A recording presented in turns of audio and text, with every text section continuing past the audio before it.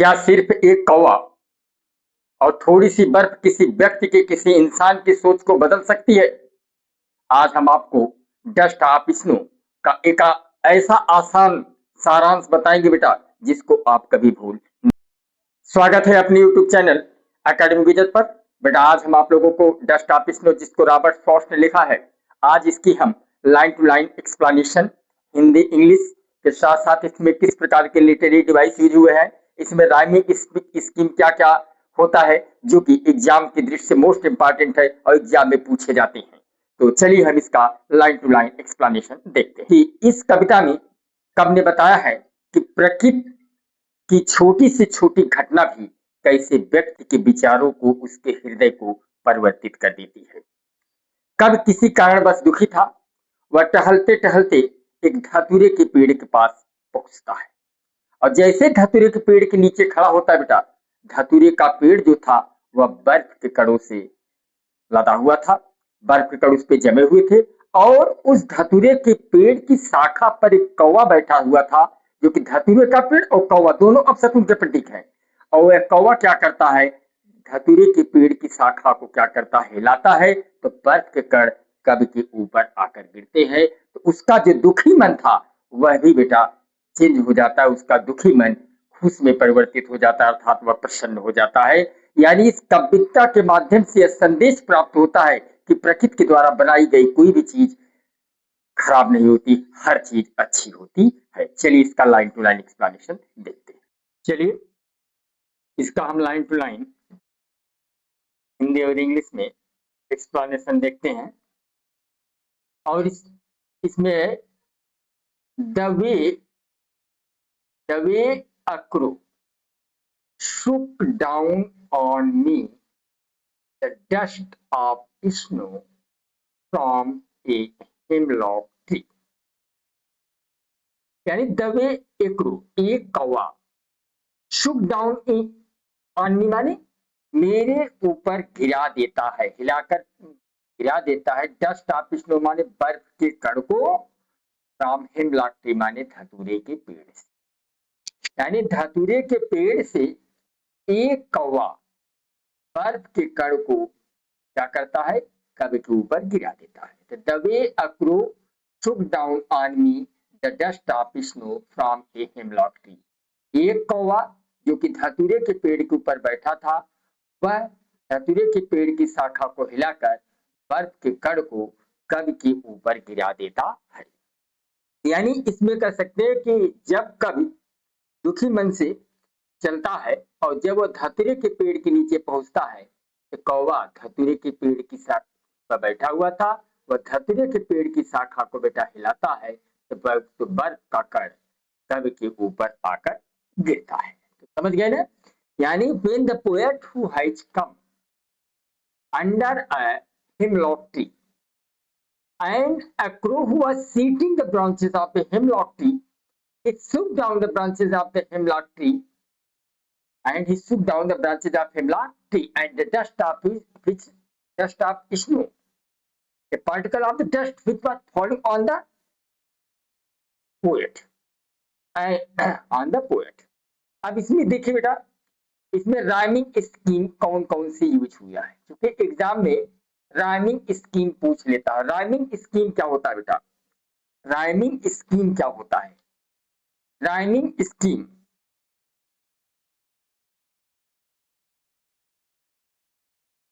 Rhyme scheme का, ये rhyming scheme भी कर सकते हैं।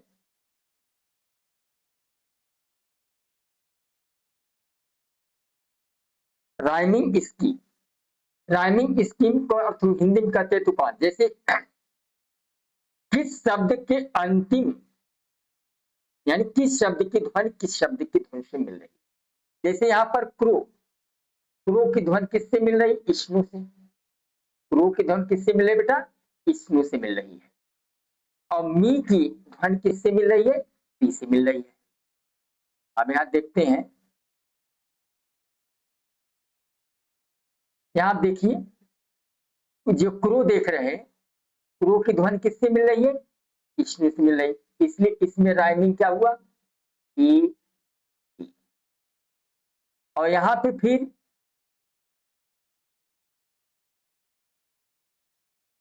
मी की ध्वनि किससे मिल रही है? टी से मिल रही है, इसलिए इसकी राइमिंग क्या हुई? बी। इसमें राइमिंग स्कीम क्या बेटा? E B E. Rhyming scheme क्या बेटा इसमें? E B B. इसको आप कैपिटल से भी लिख सकते हैं, स्मॉल से भी लिख सकते हैं। राइमिंग स्कीम इसकी है। तो कभी कभी अगर पूछ दे तो फिर मतलब किस प्रकार की राइमिंग स्कीम में पूछी गई है, तो इसमें राइमिंग स्कीम क्या हुआ? E B E B. समझ गए ना? तो क्रो का राइम किससे है? स्नो से, और मी का राइम किससे है? ट्री से। यानी किस लाइन के अंतिम शब्द की ध्वनि किस लाइन के अंतिम शब्द की ध्वनि से मिल रही है, इसी को कहा जाता है बेटा राइमिंग स्कीम। इसको हिंदी में कहा जाता है तुकांत। जैसे जितना भी रामायण हमारे लिखा हुआ है, जैसे देव पूज पद कमल तुम्हारे, अंत में तुम्हारे मिला। सुर नर मुनि सब होय सुखारे, तो हाँ भी मिला। जाकी रही भावना जैसी, अब जैसे मिला। प्रभु मूरत तीन देखा तैसी, तो हाँ मिला। जैसी का तैसी मिला। तो इसी प्रकार इंग्लिश में भी किस लाइन के अंतिम शब्द की ध्वनि किस लाइन के अंतिम शब्द से मिलती है, उसी को कहा जाता है राइमिंग स्कीम। और इसमें राइमिंग स्कीम कौन सा यूज हुआ है बेटा? A B A B. अब इस स्टेंजा में देख लेते हैं कि कौन कौन सी इसमें लिटरेरी डिवाइस यूज किया गया है। तो यहां आप देखिए बेटा, एक शब्द है क्रो। क्रो और हिमलॉक ट्री, ठीक है ना? क्रो और हिमलॉक ट्री। और एक है आपका डस्ट ऑफ स्नो। यहां पे क्रो में, स्नो में, डस्ट ऑफ स्नो और हेमलॉक ट्री में कौन सी लिटरेरी डिवाइस यूज हुआ है बेटा? सिंबोलिज्म में। कौन सी लिटरेरी डिवाइस यूज हुआ है? सिंबोलिज्म, जिसको हिंदी में कहते हैं प्रतीकात्मकता। Symbolism, symbolism. कौन से जो है फिगर्स ऑफ स्पीच यूज हुआ है? कौन सा लिटरेरी डिवाइस यूज हुआ है? सिंबोलिज्म यूज हुआ है। अब सिंबोलिज्म फिगर्स ऑफ स्पीच क्या होता है? सिंबोलिज्म लिटरेरी डिवाइस क्या होता है? तो सिंबोलिज्म जो लिटरेरी डिवाइस होता है बेटा, इसमें क्या होता है कि हम जो है क्या करते हैं कि किसी शब्द का जो विचार जो होता है, किसी वाक्य में जो विचार प्रकट किए गए हैं, किसी शब्द जो अर्थ है, वह किसी दूसरे के लिए दूसरे के अर्थ में प्रयोग किए गए, वहां क्या होता है? सिंबोलिज्म। जैसे क्रो किसका सिंबोलिज्म है? क्रो किसका प्रतीकात्मक है? क्रो जो है आपका सैडनेस का, इसका प्रतीकात्मक है। सैडनेस का है बेटा, सैडनेस का, ये सैडनेस का, यानी क्रो सिंबलाइज सैडनेस। यानी क्रो किसको सिंबलाइज करता है? सैडनेस को। जब किसी व्यक्ति या वस्तु के विचार किसी दूसरे के लिए प्रयोग की गई, उसके गहरे अर्थों में प्रयोग किए गए, वहां पर लिटरेरी डिवाइस कौन होता है? सिंबोलिज्म होता है बेटा। तो यहाँ पे क्रो किसका सिंबलाइज है? सैडनेस का। और यहाँ पे डस्ट ऑफ स्नो या होप का है बेटा। डस्ट ऑफ स्नो किसका है? होप का सिंबलाइज है। डस्ट ऑफ स्नो या किसका है? होप। किसका सिंबलाइज है बेटा? होप का है। और हिमलॉक ट्री या निराशा का प्रतीक है। हिमलॉक ट्री किसका प्रतीक है? निराशा का।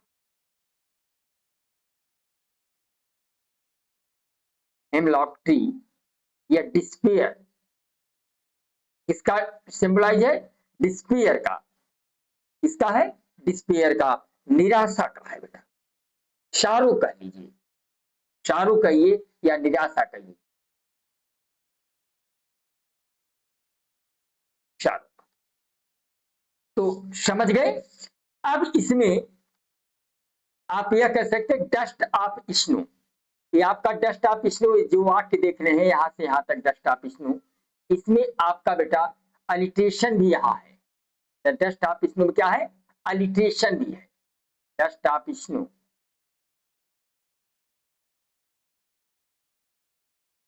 द डस्ट ऑफ स्नो, इसमें कौन सा लिटरेरी डिवाइस यूज हुआ है, अलिट्रेशन।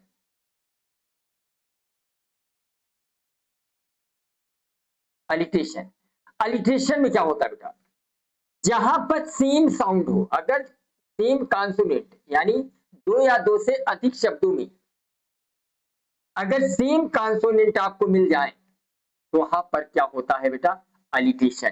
क्योंकि यहाँ पे देखिए डस्ट में भी यस आया है और स्नो में भी यस आया है, इस शब्द में भी यस कॉन्सोनेंट आया है और इस शब्द में भी यस कॉन्सोनेंट आया है, अर्थात आप कह सकते हैं द डस्ट ऑफ स्नो में कौन सा लिटरेरी डिवाइस यूज हुआ है, अलिट्रेशन यूज हुआ है। तो समझ गए ना।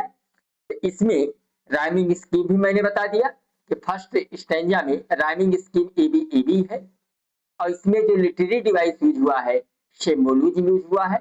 और किस शब्द में सिंबोलिज्म है, क्रो में, स्नो में, हेमलॉक ट्री में। और इसमें अलिट्रेशन भी यूज हुआ है बेटा, जैसे डस्ट ऑफ स्नो। और अलिट्रेशन क्या होता है मैंने आपको बता दिया कि जहां पर दो या दो से अधिक शब्दों में सेम कॉन्सोनेंट आ जाए, सेम साउंड आ जाए, कॉन्सोनेंट के साउंड आ जाए, तो वहां पर लिटरेरी डिवाइस आपका अलिट्रेशन होता है। चलिए अब नेक्स्ट स्टैंजा हम देखते हैं।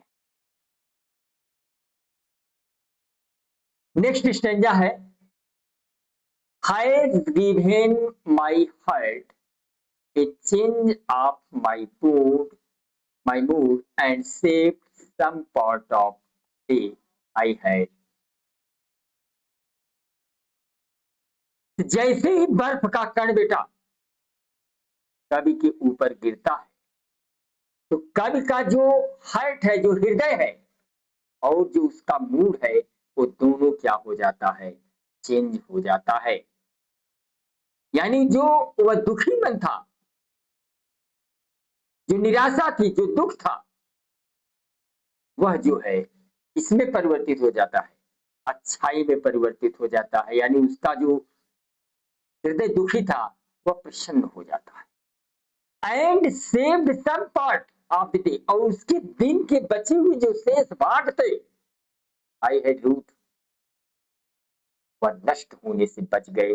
अर्थात वह जो है उसका जीवन जो है, उसका जो समय था वह अच्छाई में बीता। यानी when the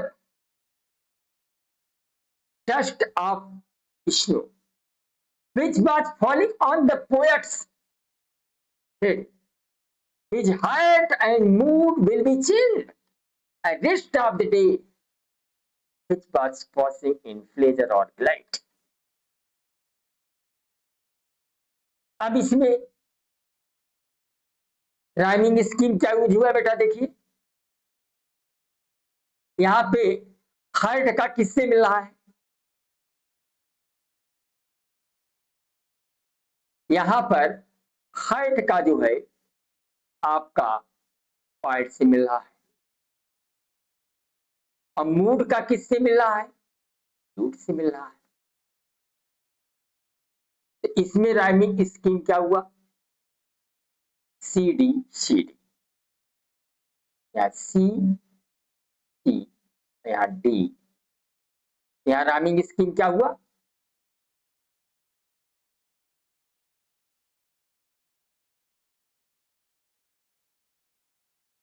rhyming scheme C D C D. तो समझ गए, राइमिंग स्कीम यह हुआ। अब इसमें कौन सी लिटरेरी डिवाइस यूज किया गया है, या देख लेते कौन सा लिटरेरी डिवाइस यूज हुआ।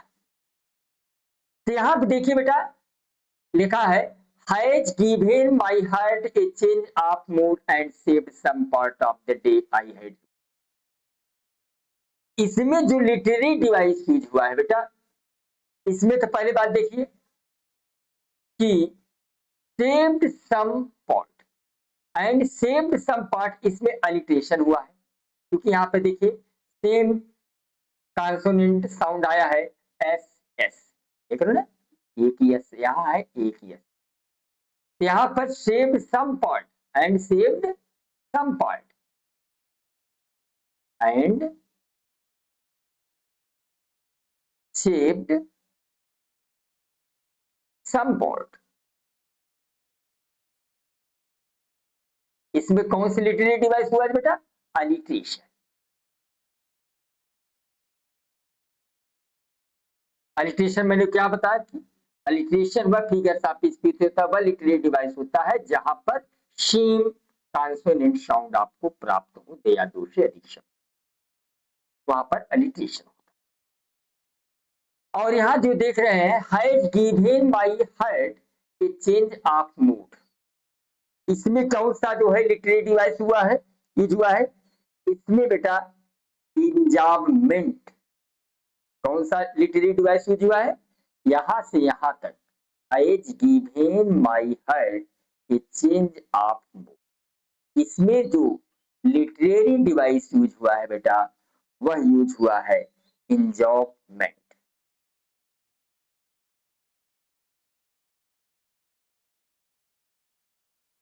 Enjoyment,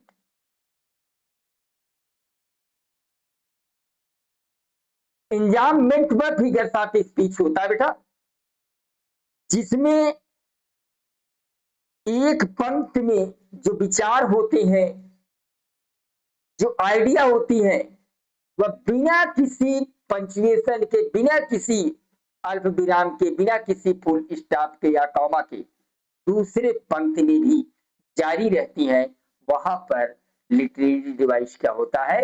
enjoyment. समझ गए ना? यहाँ पर has given my heart and change of mood and saved some part of the day I had you. यहाँ पर ऊपर दो पंक्तियों के जो विचार है, यहाँ पर बिना कोई कामा किसी पूर्ण विराम चिन्ह का प्रयोग किए यह विचार दूसरे अगली पंक्ति में भी हमें मिली, अगली पंक्ति में भी जारी रहा। यानी ऊपर वाली पंक्ति में जो अर्थ है, जो विचार है, बिना कोई कामा या पूर्ण विराम लगाए, बिना किसी पंचुएशन का यूज किए अगली पंक्ति में भी अगर वह जारी रहे, तो हाँ, कौन सा लिटरेरी डिवाइस होता है बेटा? इंजॉयमेंट। तो समझ गए? आज मैंने आपको डेस्कटॉप स्नो की पूरी जो है लाइन टू लाइन एक्सप्लेनेशन, इसमें कौन सी लिटरेरी डिवाइस यूज हुआ है, कौन सी राइमिंग स्कीम यूज हुआ है, और ये सब मैंने बता रखा है। इस तरह का वीडियो देखने के लिए आप चैनल को लाइक करें, सब्सक्राइब करें। जय हिंद, जय भारत।